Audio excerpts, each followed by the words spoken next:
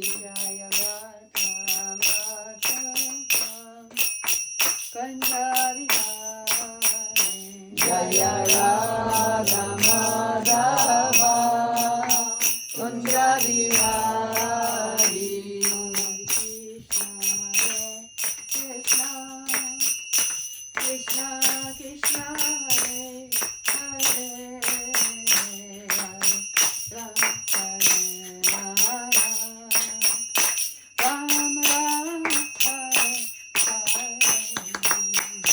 Hare Krishna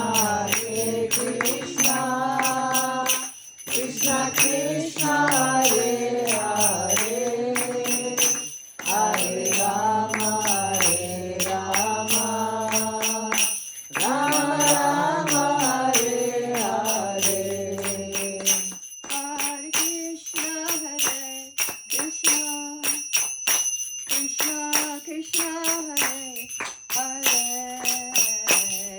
Hare Rama Rama Rama Rama Hare Hare Hare Krishna Krishna Krishna Hare Hare Hare Rama Rama Rama Rama Hare Hare Hare Krishna Krishna Krishna Hare Hare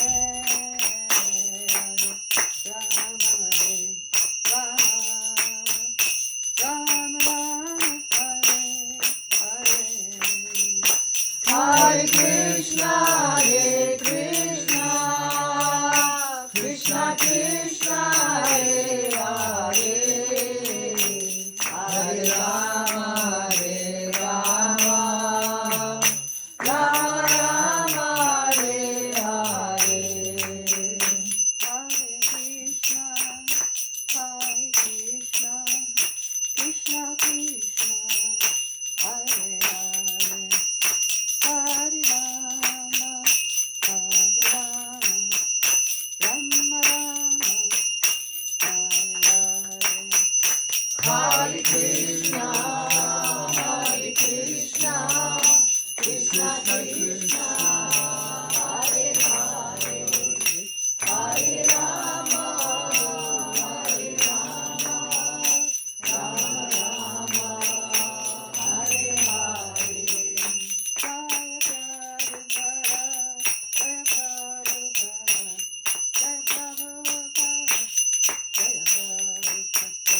Jaya Prabhupada Jaya Prabhupada Jaya Prabhupada Srila Prabhupada Srila Prabhupada ki Jai Srila Prabhupada ki Jai Bhagavad Gita ki Jai.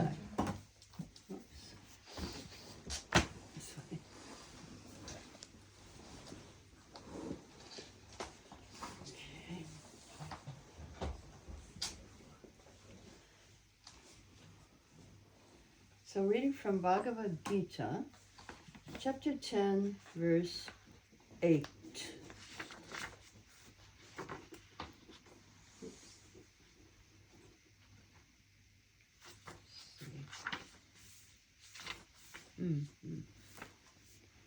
Aham sarvasya prabhava.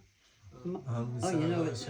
Prabhava. Mata sarvam pravartate. Mata sarvam pravartate. Iti matava bhajante mam. Iti matava bhajante mam. Buddha bhava samanvitaha. Buddha bhava samanvitaha. I am the source of all spiritual and material worlds. Everything emanates from me. The wise, who perfectly know this, engage in my devotional service and worship me with all their hearts. Mukam karati vachalam bhangam lankate kirim yakipam tamaham bande Shri Guru Gitatarinam Om Gyana Timirandasya Gyanajana Shalakaya Chakshurveditam Yena Tasmai Shri Gurave Namaha. So, This verse is talking about Krishna. Krishna is saying who he is. I am the source of all spiritual and material worlds. Everything's coming from me. So, do y'all believe that?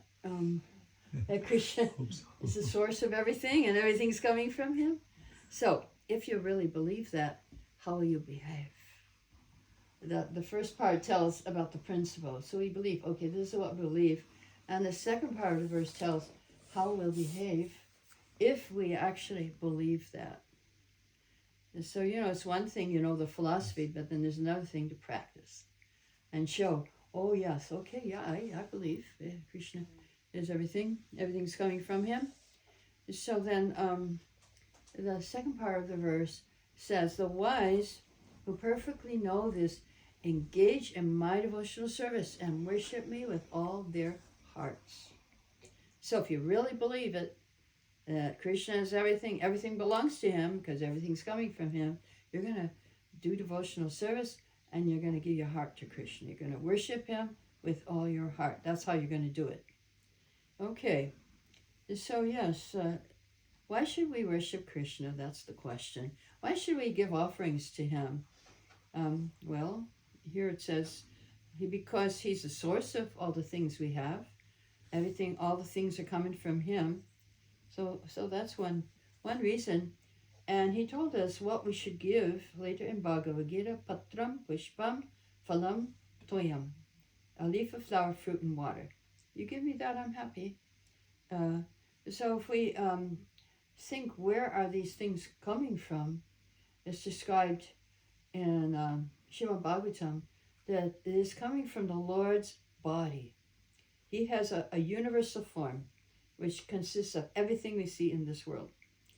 And the trees, the fruits, the flowers, the leaf, that's the trees, they have hairs on his body.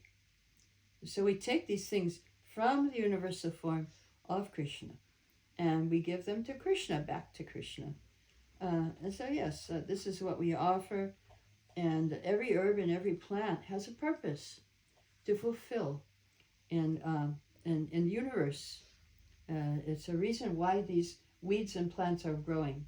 Each and every one has a service to Krishna in the universal form.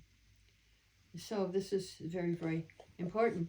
When Maharaj Yudhishthira was king 5,000 years ago, then the clouds were just giving how much water you needed for all the plant. Not too much, not flooding, and not drying also, not a drought.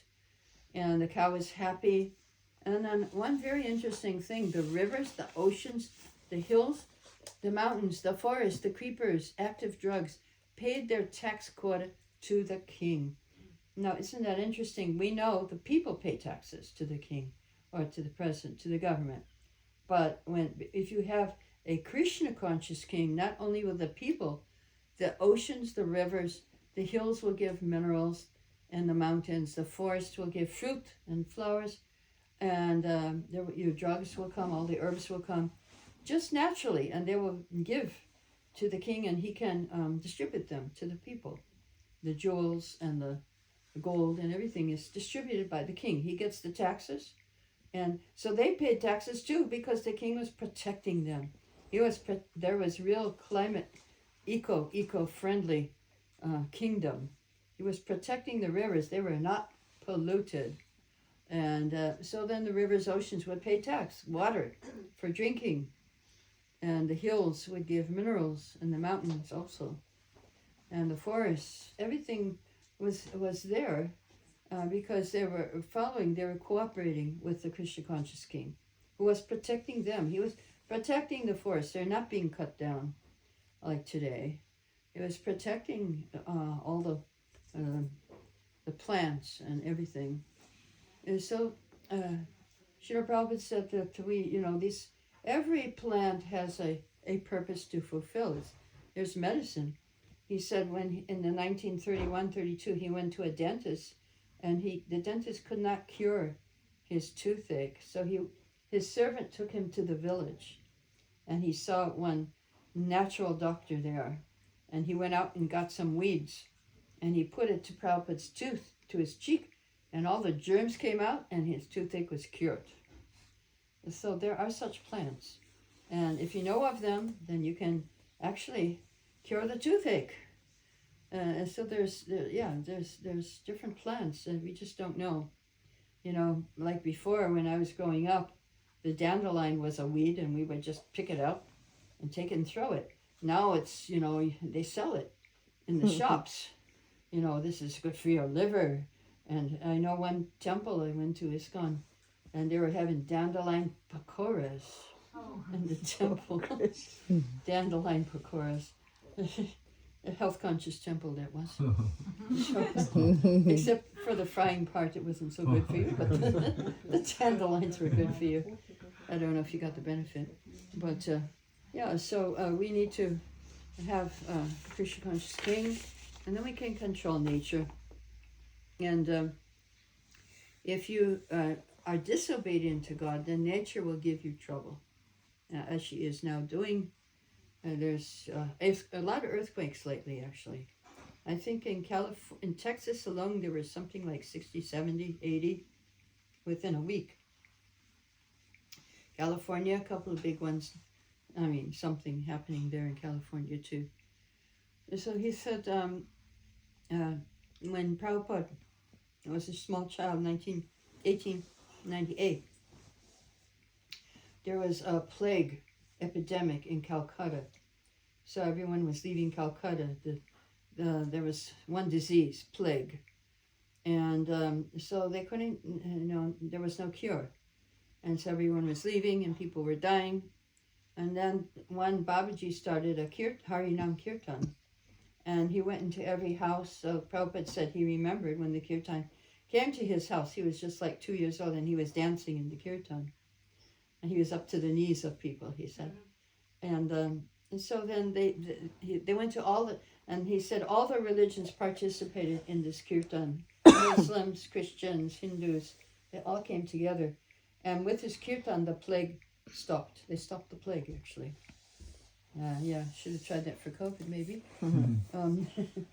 But anyway, so the Sankirtan party did that.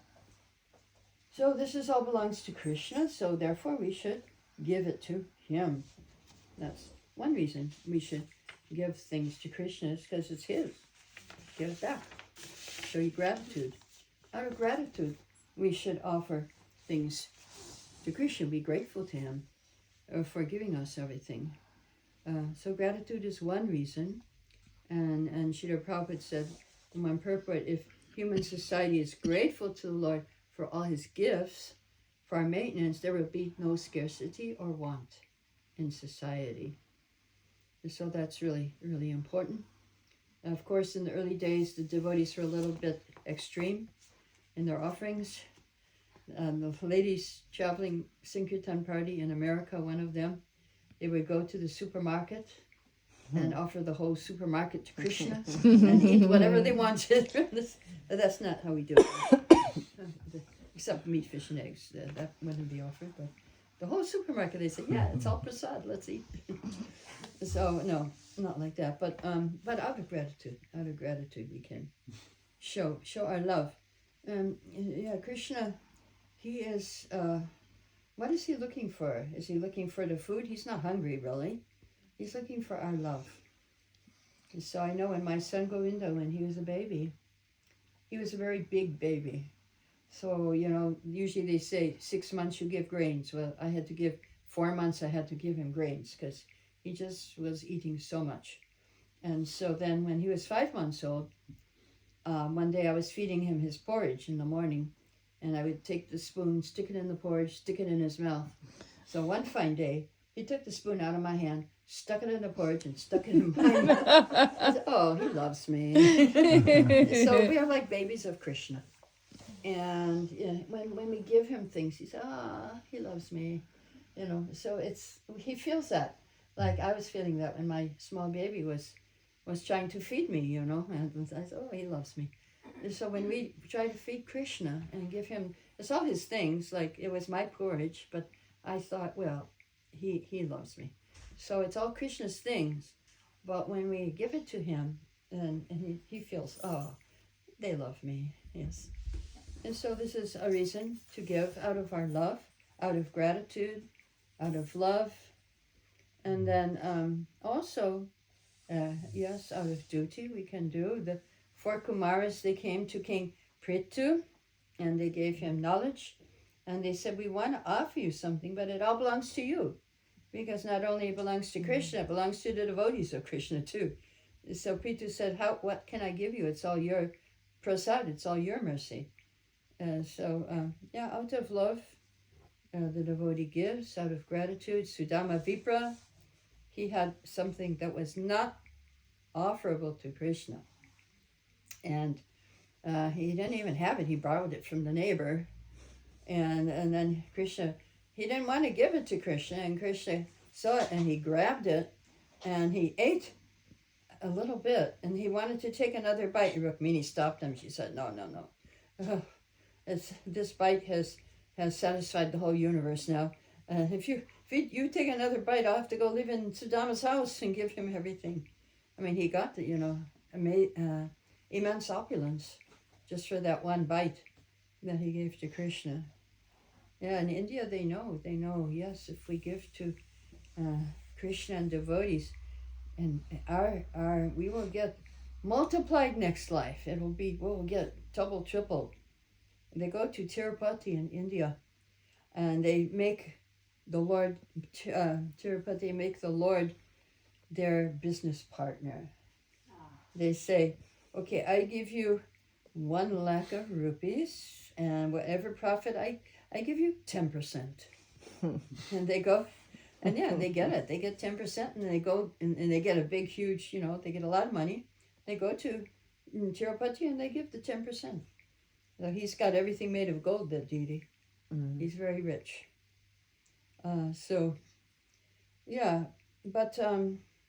we should all serve the Lord. We should give him. There's 4 things we can give also, according to Bhagavatam. 10th canto, 4 things. Prana, Artha, Dhya, and Vacha. Prana means give your life to Krishna. Give everything. Just what we did, actually. We left everything and gave everything. And that was the rule when in the 70s. If you want to be a devotee, you had to leave your house and join the temple. It's not like that now, but that's how it used to be. And sell everything and give the money to the temple. And so, So you may say, well, I can't do that. All right, next thing is Artha, give some money to the temple. You give, and you may think, well, no, I don't have enough money. Okay, the next thing is Dhya, intelligence. Help them in preparing for Jamashtami. Do some seva there. You think, well, no time and no, I'm not smart. Oh, 1 more thing's left. Vacha, give your words. You can chant. You can teach somebody how to chant. You can sell some books. You can read the book also out loud. So prana, artha, dhya, and vacha, these 4 things you can give to Krishna. So the preacher, Prabhupada, had the vision that he says, he was seeing everybody in the world, and he's thinking, they're all devotees of Krishna, but they're not offering themselves. So he wanted to offer everyone to Krishna. He engaged all of us, rich and poor, in his service. So then some of us had nothing material to give. We gave our lives, which was, very good. Brahmananda had money. Jayananda, he gave his life savings. Brahmananda gave his life savings. He went to give Prabhupada a check for $5,000. And then he asked Prabhupada for the Bhagavatam set, 3 volumes. And Prabhupada said, that will be extra. So he said it was harder to get that $16 than the other $5,000. Because when he quit his job, and then so he could give his $5,000, that was what he was working, and then now he's a brahmachari, where he's going to get money from.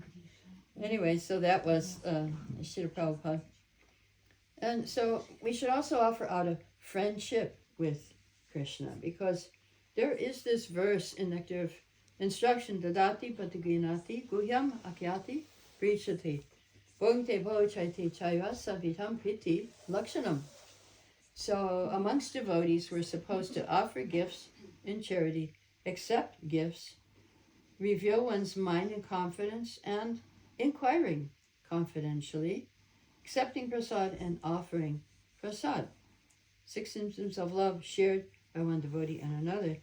Now, Srila Prabhupada said we should do these things with Krishna also. We should give gifts to Krishna and accept gifts. We should give bhoga to Krishna and accept prasadam. And we should reveal our minds when we pray. We should pray. Pray to Krishna that, this is what's on my mind, and please help me. So we should practice how to love Krishna. 1966, Prabhupada said, you have to get up early in the morning. You don't like to, you think, I'll get up early to satisfy Krishna, okay? This is the beginning. Then, I have to chant 16 rounds. You may not want to, you may be lazy, but no, I have to do this. If you want to love Krishna, then you have to chant also. Get up early, chant. And what else do you have to do? In the beginning, it's like you have to do it, I should do it, but later on you want to do it. It's spontaneous, becomes spontaneous. And because the love starts awakening in your heart, and you really want to do it. And then, of course, disclose your mind to Krishna. Just like when I first joined the temple in 1970 in Boston, all of us, we were 65 devotees. Once a week, we all of us made a huge queue, and we had to go in front of the deities and reveal our minds to Krishna, because it's the nectar of devotion. You're supposed to reveal your mind. And so then we would reveal our mind, and then we would inquire and say, I got this problem. This is what I did, and this is the problem. Please help me, how can I solve this problem? So I know I have one example of a devotee. We did this exercise once in a seminar I gave, that I would have everyone go to the deities and tell the deities what their problem was, and then I would have them stand in the place of the deities and give the answer, what to do. So one of the devotees in Australia, he shared with me that he was in charge of the Harinam, and nobody was coming on Harinam. So he told that to Gorni Tai, and then he went in their place, and he got the answer, don't you see we're coming with you every day? And Gorni Tai told him. And later on, this devotee started Harinam Ruchi and going all over the world. This devotee, his name is Harinamananda. Harinamananda. So it was, he had that in his heart, and Gorni Tai were with him, and because he took that step, and then he got the whole world to do Harinam. Maybe, okay, nobody's coming with you in this town in Australia, but okay, you just take one step to Krishna, he takes 10 steps to you. So we should we should try to make friendship with Krishna. It's another way to offer to Krishna.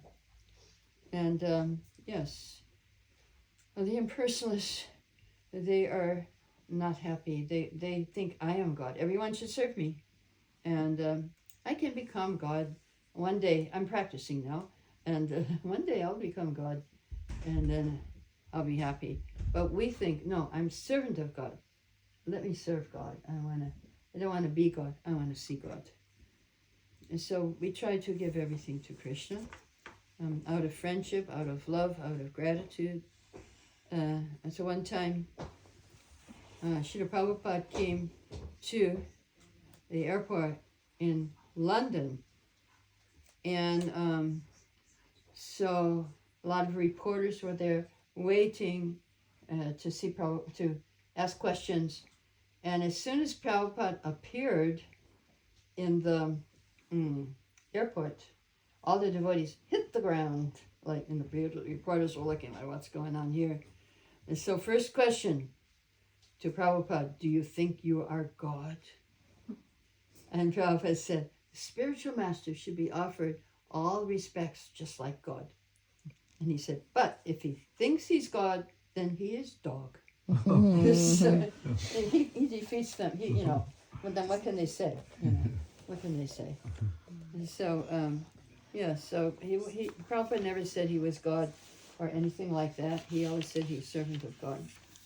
And he was teaching us how to, and we would, by serving Prabhupada, we would also serve Krishna, because Krishna's more happy if you serve the devotee than if you serve him directly.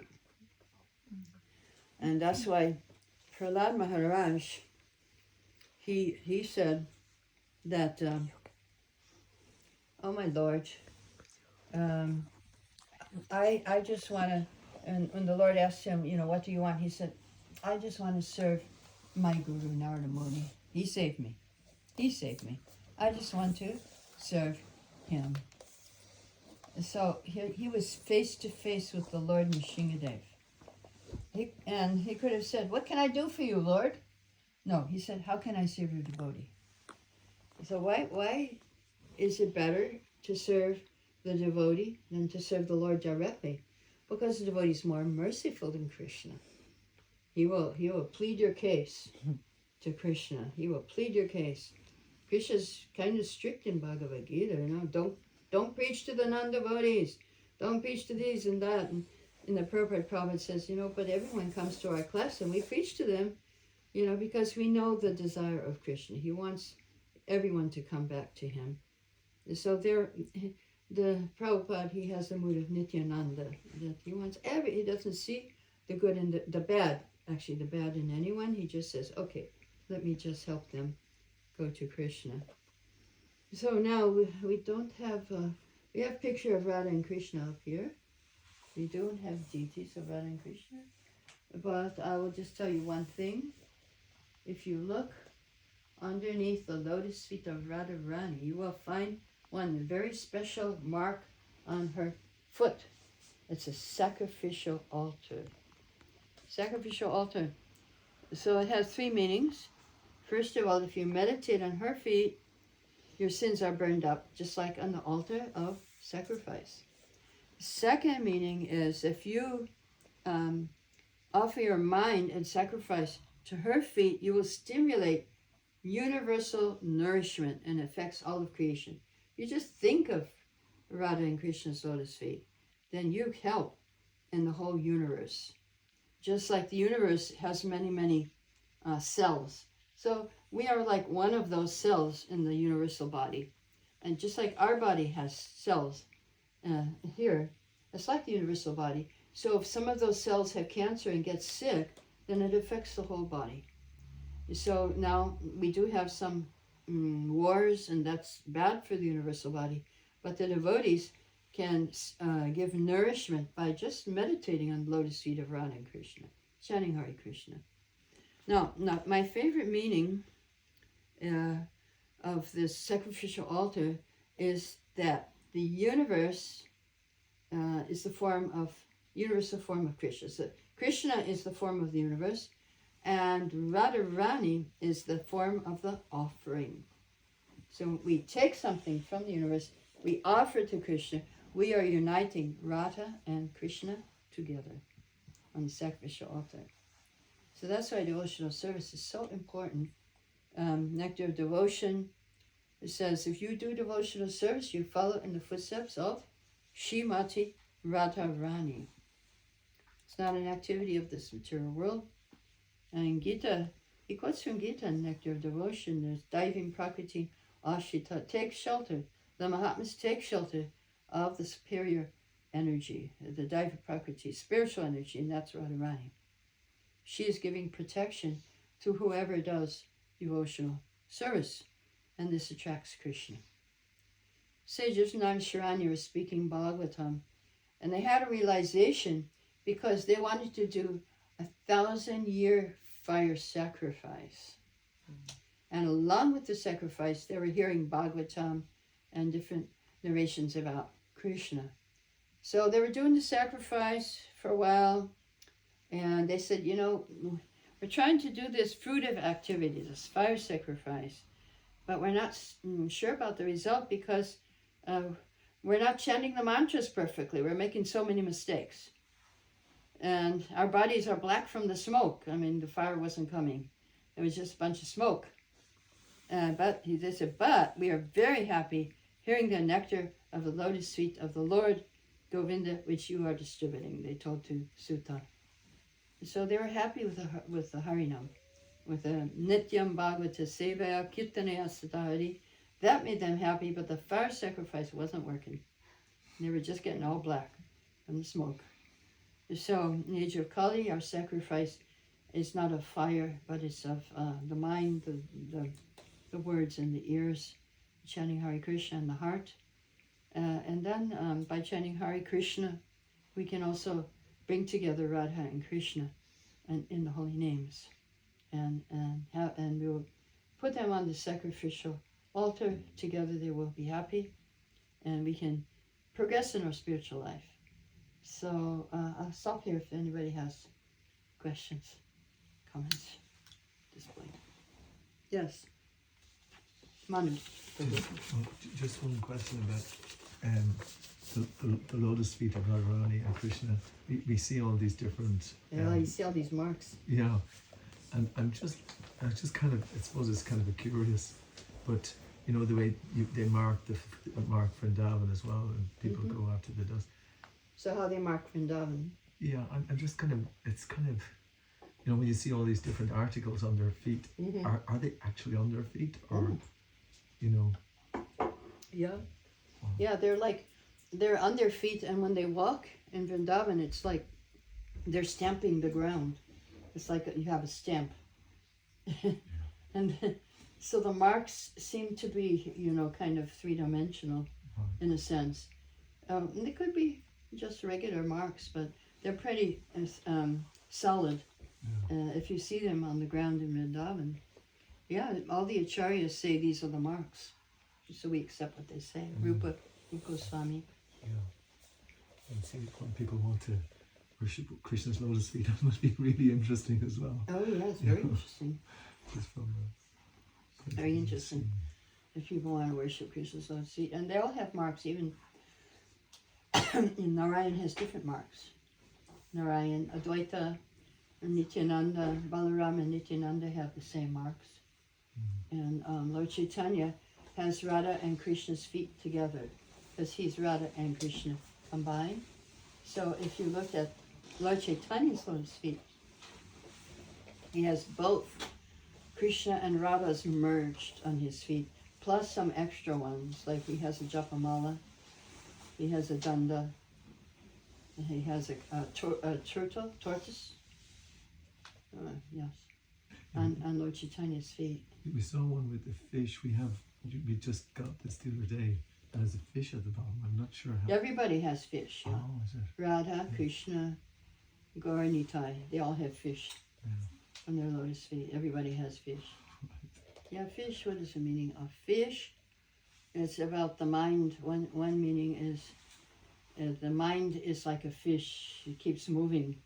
Very hard to get the mind to be focused in meditation. It takes a long time. Another meaning is that Radharani is like a fish out of water if she's separated from Krishna. And devotees also are like fish out of water in separation from Krishna. That's another meaning of the fish. Yeah. Actually, I remember when I was a Christian, the fish was a symbol of Christianity somehow. But nobody ever told us what it meant, you know. But it's on the feet of all of them. Radha, Krishna, Balaram, Nityananda, Gauranga. It's on all their lotus feet. This fish. They all have it. Sacrificial altar Krishna doesn't have. Nitai has on both feet. Balaram has on both feet, and Gauranga has one on one. He may have on 2 feet too. Can't remember. But he has that sacrificial altar, and he has all of them, all the marks. But Balaram, Nitai, they have a club, they have a bow and arrows. And Krishna doesn't have those. Plow, Balaram has plow. Nitai. Yes. Jai. You talked about this activity when you were revealing the mind to Krishna regularly. So my question is, like, why things like that sort of go away? Like in this one, why do we not have that? Why don't we meditate on their lotus feet all the time? Is that what you're saying? Well, I mean, what you revealing your mind. You said you have Oh. this activity where everybody once a week or something. Oh, revealing the mind.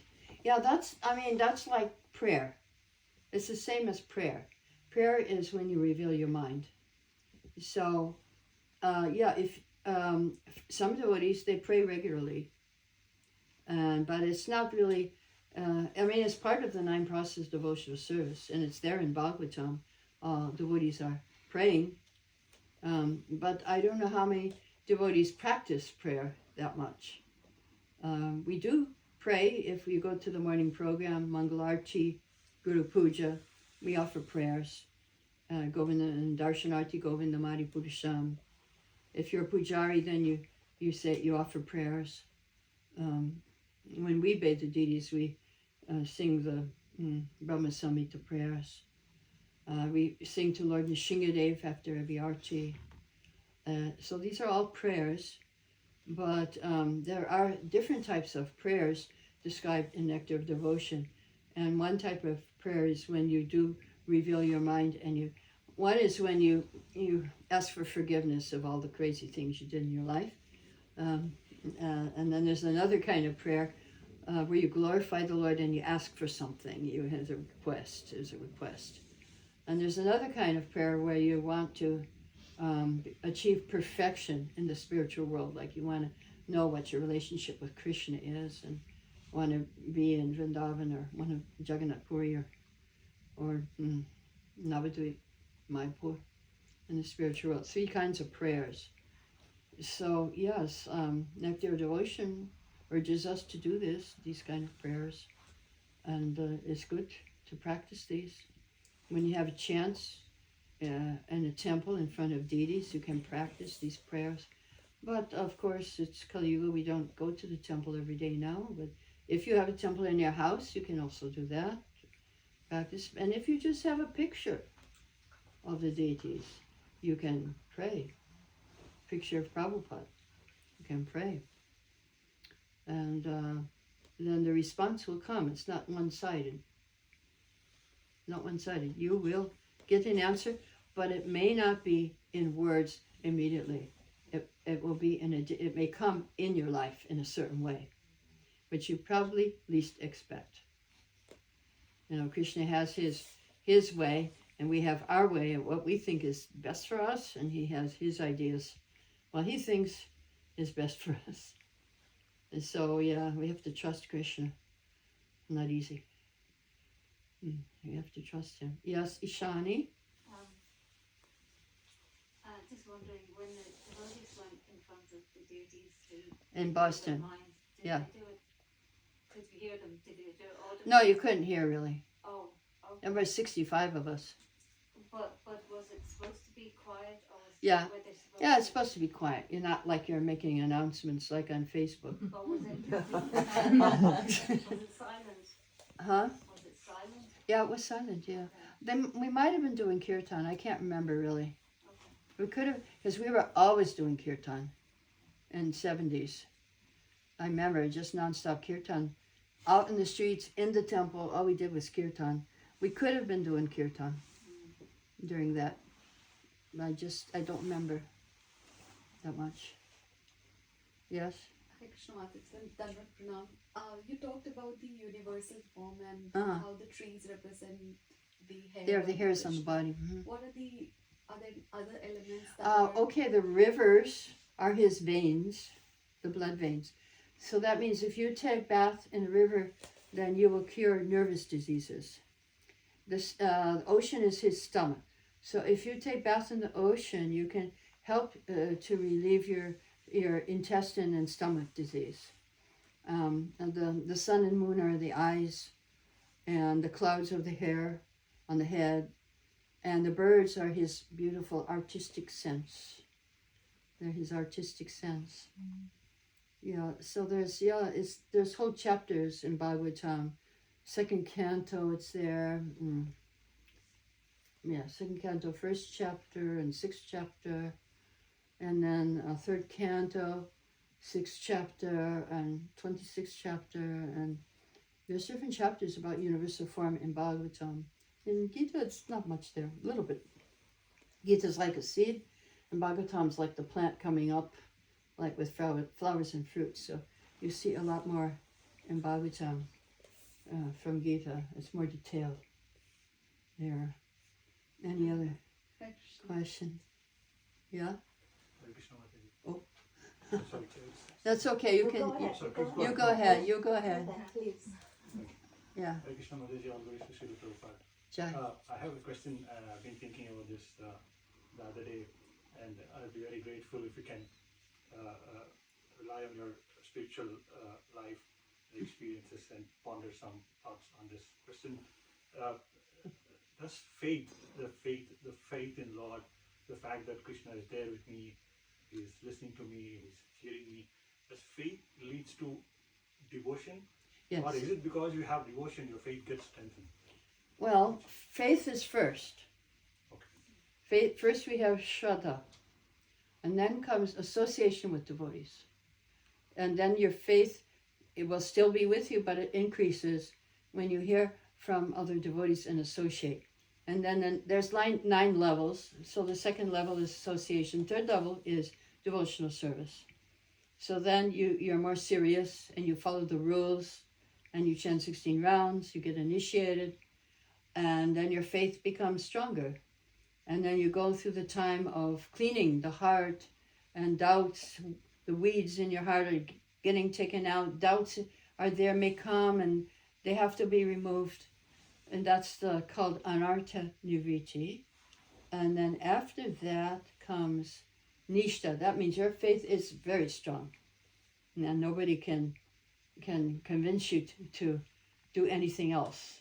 I mean, follow another path. And it's called nishta. And then ruchi is you have a taste. And you enjoy so much doing service that you can't even think about other things. You're just so happy. And you have a taste. You really like to do. Chanting, you love chanting. You love to hear Bhagavatam. And after that comes asakti, where you just come absorbed. And so at each level, the faith becomes stronger and stronger. But you start with faith. You have a little faith, you come, you hear. And then after that is bhava, you get ecstasy. And you find out what's your relationship with Krishna. And then you start acting in that relationship in the spiritual world. And that's prema. That's the last step. Okay, and you have a question, Kiani? Yeah, are the auspicious marks on Krishna's feet, are they visible at all times, or are they invisible at times? Like we know when Mother Yashoda asks him about eating the clay pastime, and she looks within his mouth and she sees the universal form, because he can just.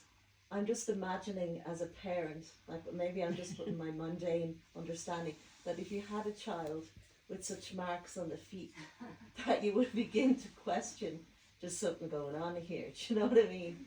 And is there a pastime where he's making those marks not visible to Mother Yashoda, or is it? No, they're always visible, but she doesn't care. You know, she's so much in love with him that it doesn't matter to her what marks, or even it didn't matter when she saw the universe in his mouth. It didn't really matter. She was just worried, concerned that he ate dirt, and she said, "Okay, don't do it again." I know. After she saw the whole universe, what was her reaction? Not, "Oh my God, what's this doing in your mouth?" No, just don't do it again. All right, whatever magic you want to show, it doesn't matter.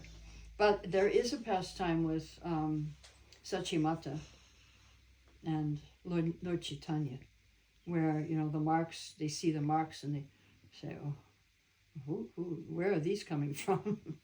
And they don't think it's their baby. And they hear the ankle bells. But the ankle bells are not. He doesn't have any ankle bells, but they hear them. And so, yeah, he's doing tricks with his mother Sachimata. Lord Chaitanya's doing tricks. And then they see the marks on the ground. Oh, no, where did these come from? There's pastime with Sachimata and Jagannath Mishra, Lord Chaitanya, when he was baby. But they're always visible. But you know how you are when you're a mother, you don't see everything. You just see what you want to see. And what's the problem at the moment? Yeah. You know, you think, oh, he's got this disease, he's got that disease. Oh, his clothes are wet, I gotta change them, you know. And you just think of the immediate problem if you're a mother generally. And you know, Yashoda is the same way. She's worried about the monkeys attacking, and you know, and the cow, and all these, so many things. He's in the mud, playing in the mud, eating the mud, you know. So she's more concerned about those things as a mother than what marks are on his feet, you know. Like Shani? Would she understand the significance of them if she kind of see them or meditate on them? Would she understand their significance? I doubt it. Would Yashoda understand the significance of the marks? It may come, you know, for a few seconds, but then she would just dismiss it. That's how, whenever they think of Krishna, they think, no, he's just ordinary. There's nothing special. I mean, of course he's special, but you know, he's not Narayan. And they were always praying to Narayan, please protect Krishna, and chanting mantras to protect Krishna, to all the names of Vishnu and everything, after Putana got him, after Chinavarta. So they were just always thinking, we got to protect Krishna. No, they were thinking, we have to protect from all these different things. Yeah, even if she saw it, she wouldn't care, because it wasn't her mood that Krishna is God. It wasn't her thing. Yes? Hare Krishna, thank you for lecture, very nice. One question comes, you mentioned everything comes from Krishna, everything belongs to Krishna, we need to offer, right? But sometimes it's it's very hard to practice those things. Really? Okay, we know the philosophy, but it's hard to practice. Yeah, and one more thing I have seen, this is True. is actually, when we join this Krishna consciousness, we are so much enthusiasm, let's do this, devotional service, let's do this. But sometimes, Chaitanya Mahaprabhu mentioned, na janam na sundaram kavitam jagdish kame. But we develop false ego as well, in parallel. Like we need position, we need this kind So of... sometimes in devotional service, you feel like you still want the things. Yeah. You want to enjoy. Like enjoy as well as sometimes you need to fame, you need to You give want more fame. importance. Yeah, these are more subtle enjoyments, the subtle enjoyments. Yeah, so similar like in material world, we need positions, we need more popular, we need In material world, you need more, position. Dominating, to someone. Dominating, yeah. Dominating. This is something real experience I have seen. Yeah. Very good.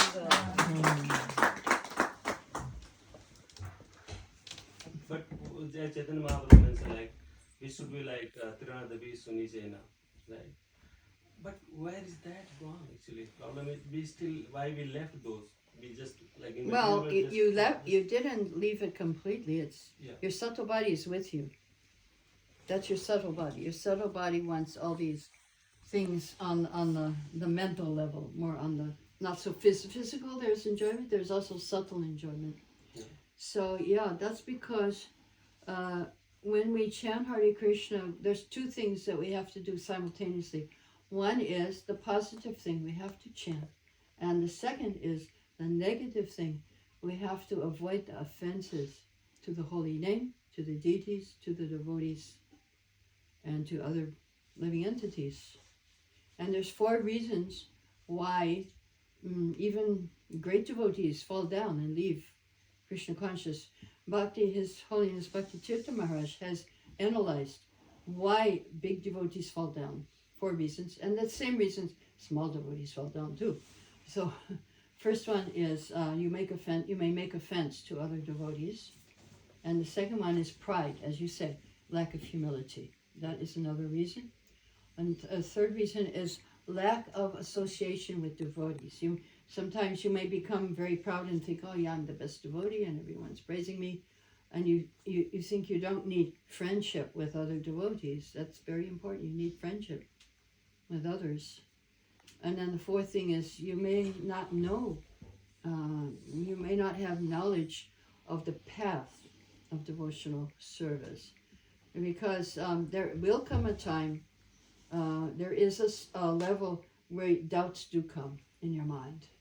And you start to question whether you should be devotee or should you go on the material path back or should you, do different things, except devotional service. Should I be on my phone the whole day? Is my phone my best friend, or is it Krishna? And I think, it's a problem. These phones are very addictive. They're very addictive. And I think some people who lose their phone, they get these withdrawal symptoms. And I've seen it. When my stepdaughter was a teenager and she couldn't get the internet, she was having withdrawal symptoms. It was very difficult. So we have to. So how to go beyond it? We do need to pray for forgiveness for offenses that we do, and we have to practice humility also. And how do we practice? There's two ways Lord Chaitanya says. First of all, give respect to others, and second of all, don't expect any respect for yourself.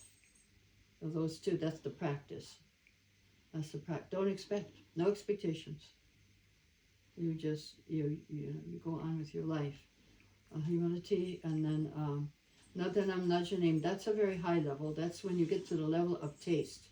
When you come to taste, devotional service is so wonderful for you that you think, Nadanam, I don't need these things. I don't need these things anymore. I'm happy with what I have with serving Krishna. You're satisfied with what Krishna gives you. You're just satisfied. Okay, Krishna gave me this much. Yeah, that's fine. And you do what you have to do to maintain yourself, but you don't try to be. You don't be greedy to have more. And that was one of the richest men in the world who has died. Not recently. I can't remember his name even. But someone once asked this very extremely rich man, what is your philosophy? In one word, he said, more. That's my philosophy, more. Not satisfied. Not satisfied. And they can be finished just like one rich man just died. He and his daughter died in a yacht, a big boat, somewhere near Greece. A tornado came. They went off on a celebration trip. Tornado came and overturned their boat, and they died. And some people survived. Let's talk about a lady with a baby. She survived, 1-year-old, kept the baby up, and got lifeboat. But it's like it. And what's the use of it? These things don't stay with you, and they don't make you really happy. They don't make you happy, and you can realize this in your life. Any other questions? Mm-hmm. No? Yeah. Okay. Just the on our way over, we were talking about the connection, with the universe. Mm-hmm. Because I read those. You mentioned 4 chapters, I think, there about the universal form. Mm-hmm. Would you say that because we're so removed from the universe in our kind of little bubbles, that because I've always found it hard to really understand why the universal form, just probably because I'm blank to it or something. Because I found that hard. For devotees, it might be hard. It's mostly for the impersonalists, who and the pantheists. They think they see everything is God. But it's not like the dog is God, the tree is God, the sky is God. I merged everything. We see not everything is God, but God is in everything. God is in everything. So for you, maybe that way is to see the universal form. But it's for the impersonalists, for those who are really into nature and into the things of this world. Because I was speaking at one program in Australia, and there was one such person. She was not a devotee, new person in the audience, and she just loved nature. And I said, yeah, you can see everything, how it's related to the universe. The trees or the hares and the sky. Yeah, I see the sky is blue. That's Krishna. It's his color. And so then, yeah, okay, well, there's Krishna up there. But in Gita, Krishna says, I'm the taste of water. So for us, in the early days, before we would drink water, we would have to say, Shri Vishnu, Shri Vishnu, Shri Vishnu. We would have to say a mantra before we would drink water. But then it got out of hand, and devotees, again, would go to the whole supermarket and say, Shri Vishnu, Shri Vishnu, Shri Vishnu, to the whole supermarket. So it would become prasad. But yeah, we were supposed to remember Krishna every time we took a drink of water. And water is universal, from the universal form too, part of it. So yeah, it just helps you be more conscious if you're in the material world, if you're out in the world and you see how things are related. But factories aren't, and the traffic isn't, and so many things are not related to Krishna. That's the problem. And if you're in nature, then it's easier. If you're in the city, then of course. Just one last one. Is that verse 630? For one who sees me everywhere. Yeah, everywhere and everything in me. Someone asked me that, recently, and I gave it an answer, but he was saying, "Well, what do you see if you see Krishna everywhere? What does that look like, kind of thing?" Yeah. That was Prabhupada was asked that question when he was on a morning walk in London, because he asked for some. He used to use the twigs for toothbrushes. So one devotee was getting these little twigs from the tree in the park, eucalyptus, somewhere in London or somewhere around there. And then Prabhupada stopped him. After he took it once, twice, he said, no, don't give too much trouble to this tree. So then one devotee asked, well, what does a pure devotee see when he looks at a tree? And so Rishira Prabhupada said, yes, we see that there's the body of the tree, we see the soul in there, and in the soul there is Krishna. That's what he said. So even the soul has Krishna in it. And so we don't want to disturb them more than necessary. So he was compassionate, and he would see the bugs. There was a bug in his room, and Sri Kirti said, go get that bug and put him on a flower. He looks sick, he looks hungry. Compassion is how the pure devotee sees the world. He sees in relation to Krishna, he sees in... Yeah, one time there's Narayani, he left his body sitting on one side of a desk. Prabhupada was on the other side. And then Prabhupada said, you see that ant? He didn't see the ant. So then he said, you know what your duty to that ant is? Well, first of all, the devotee didn't want to say yes or no, so he kind of said, yeah. He didn't want to be stupid, saying, no, I don't see it. And he wanted... or to contradict what his guru said. And he wanted to say yes because that was a lie. So he just kind of said, he grunted. And then Prabhupada said, what's your duty to that ant? And then at first he can't see it, now he's got a duty to it. So Prabhupada said, your duty to that ant is to make him Krishna conscious, and our whole movement will be a grand success. That's how he sees an ant. We think, out of my way, get out of my food. But the pure devotee, he sees the world with compassion, and he sees it related to Krishna. He sees the ant. It's a soul. He sees him relate. We must make this soul Krishna conscious. That's how pure devotee sees.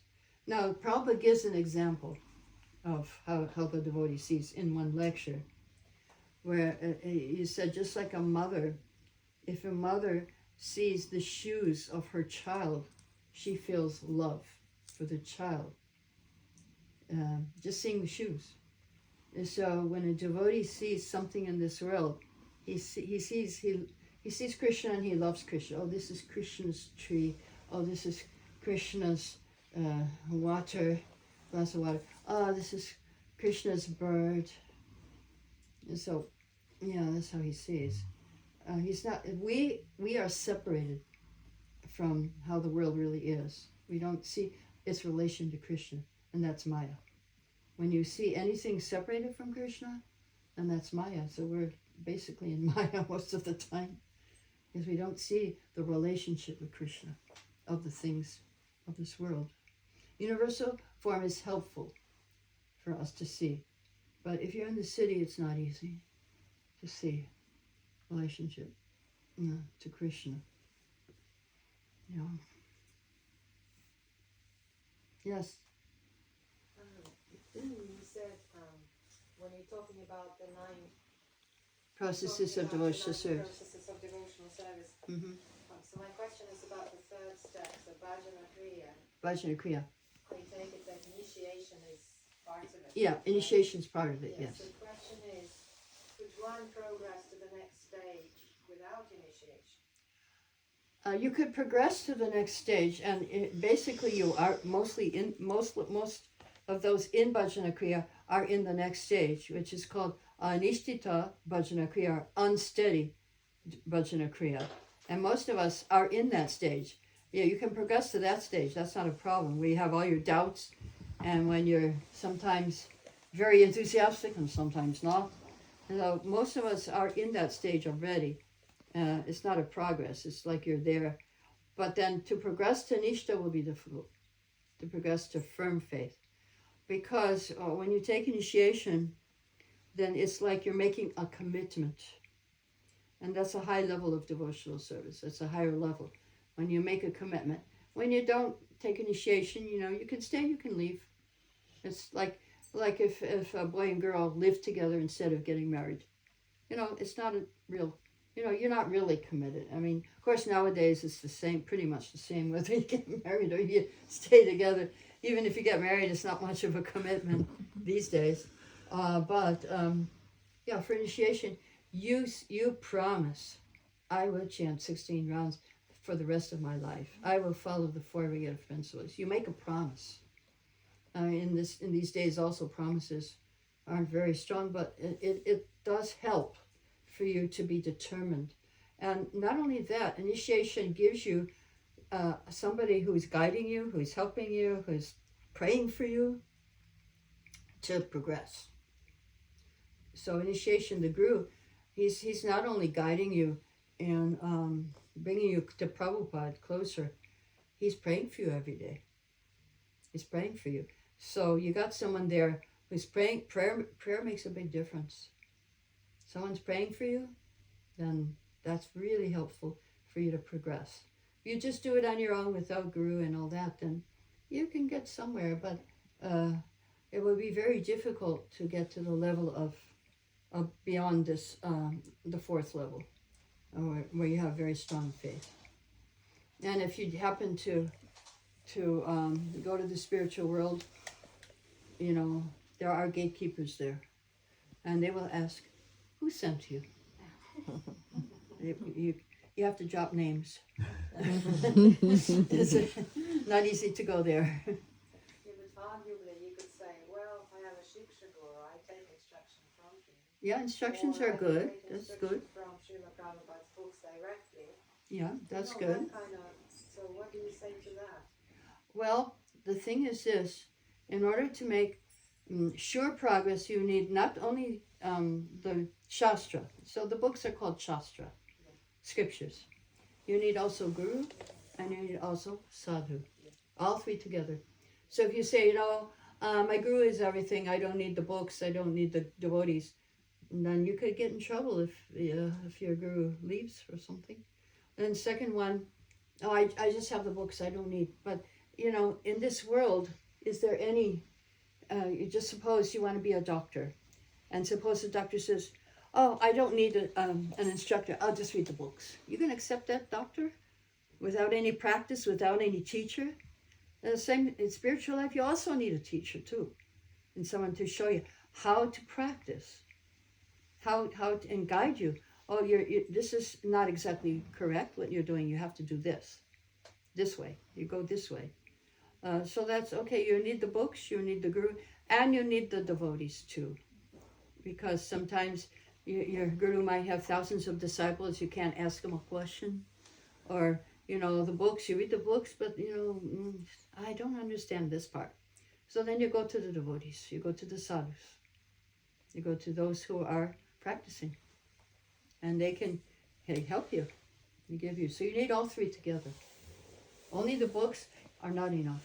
You need teacher. You need others. You need to associate with those who are practicing and who are enthusiastic, and they will help you to be enthusiastic too. And this trio, let's say Guru, Sadhu, Shastra, Mhm. Guru is Diksha Guru. Diksha, Shiksha. Diksha. Or Shiksha. It can be both. Yeah. But, you know, Diksha is like you have made a commitment. Shiksha, you don't really have to promise anything.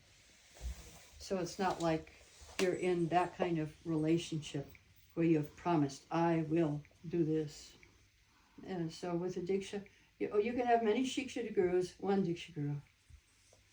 One Diksha guru. It's just it's called parampara. So the Diksha guru is supposed to connect you to the parampara, the succession. Okay, Hare Krishna. Any other questions? Okay, Jai, glories to Prabhupada. Hare Krishna.